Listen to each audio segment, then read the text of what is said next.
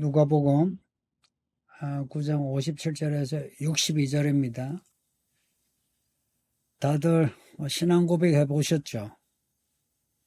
그 신앙 고백 한마디 요약하면 예수님을 믿고 따르겠습니다 하는 거예요. 이런 신앙 고백 한 거 기억하실 건데 그 신앙 고백대로 살고 있으신지요? 오늘 보면은 이런 내용입니다. 예수님 따르겠습니다. 그 다음에 정말 예수님을 따르는지에 대한 내용이에요. 이거 뒤집으면 예수님을 따르는 믿음이 어떤 믿음이어야 하는가를 말씀해요. 세 사람이 나와요. 51절에 길 가실 때 어떤 사람, 59절에 또 다른 사람, 61절에 또 다른 사람이에요. 이 세 사람의 반응을 통해서 또 예수님이 이 세 사람에게 주시는 말씀을 통해서 예수님을 따르는 믿음이 어떤 믿음인가 배우는 거예요.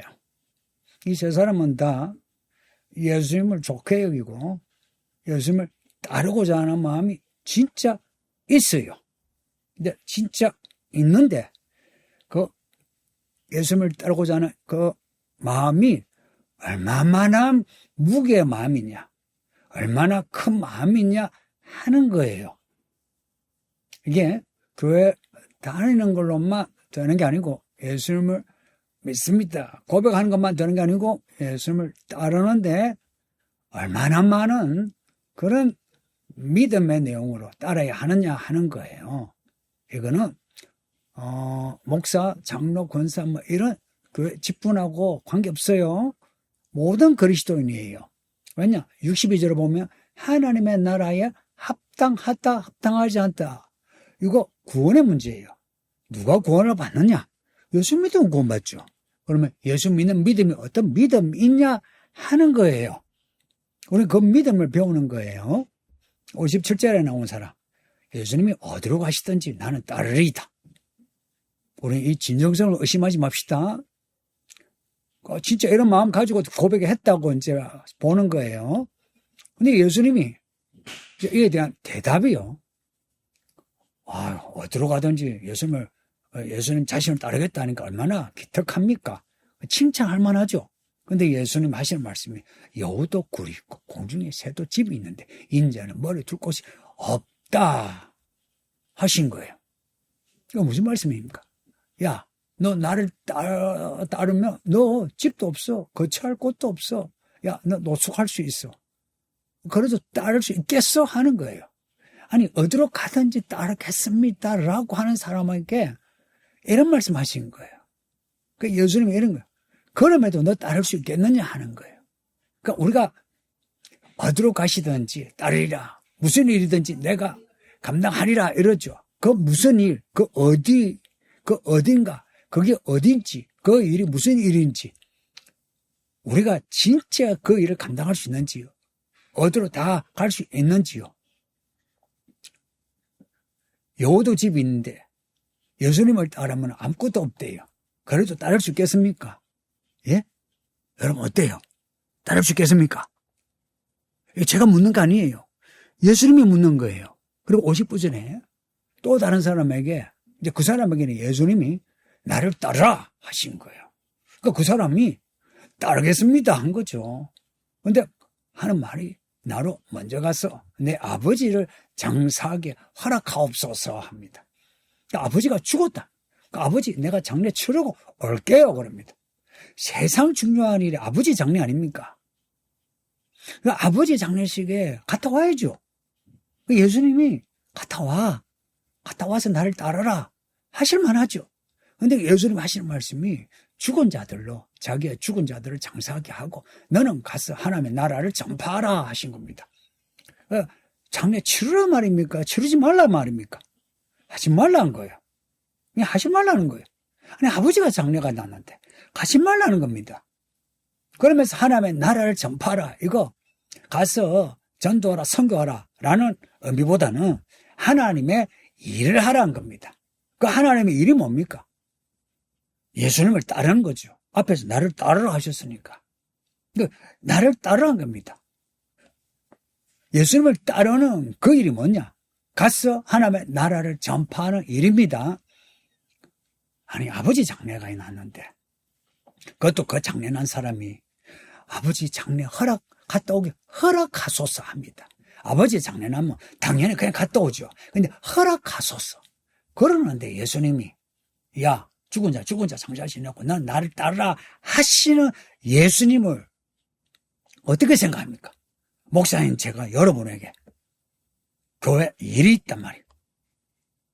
그 일이 뭐 배운 일이든 교회 무슨 부엌 일이든.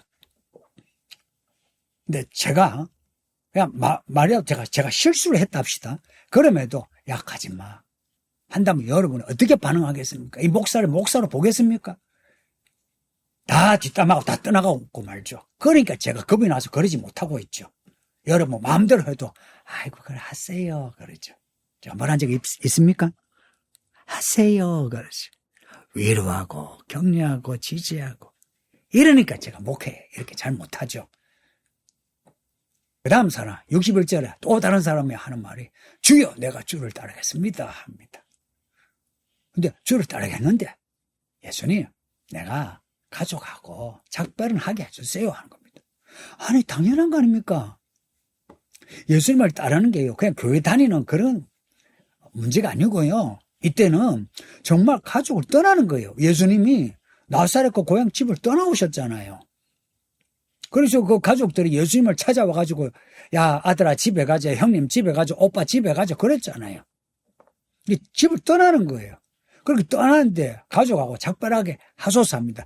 내가 가족하고 작별하고 오겠습니다 한 겁니다. 이게 얼마나 큰 믿음입니까? 여러분 중에 예수님을 따르는데 내 가족하고 작별하고 따르겠습니다 하는 사람이 있습니까? 제가 보기에는 생각나는 사람이 없어요. 있다면 미안합니다. 그 믿음 좋은 믿음이에요. 그러면 작별하게 허락하소. 그것도 작별하게 허락하소서 합니다. 얼마나 공손합니까? 아니 너가 내 가족하고 작별하고 오는 게 이게 인지상정 당연한 거지. 아니 예수님이라도 허락을 하셔야지. 뭐 하나님이라도 허락을 하셔야지. 이런 심보 아닙니까? 근데 예수님 하신 말씀 보세요. 손에 전기를 쥐고 뒤를 돌아보는 자는 하나님의 나라에 합당하지 않답니다. 무슨 말이에요? 작별하러 갔다 오라는 말씀입니까? 가지 말라는 겁니까? 가지 말라는 거 아닙니까? 왜? 전기를 쥐고 뒤를 돌아본다는 겁니다. 하나님의 나라에 합당하지 않다는 겁니다. 하나님 나라에 합당하지 않다는 거는 구원이 없다는 거예요. 성도님들. 구원받는 게요. 예수 믿어야 구원받는데 그 믿음이 어떤 믿음이냐를 알아야 돼요.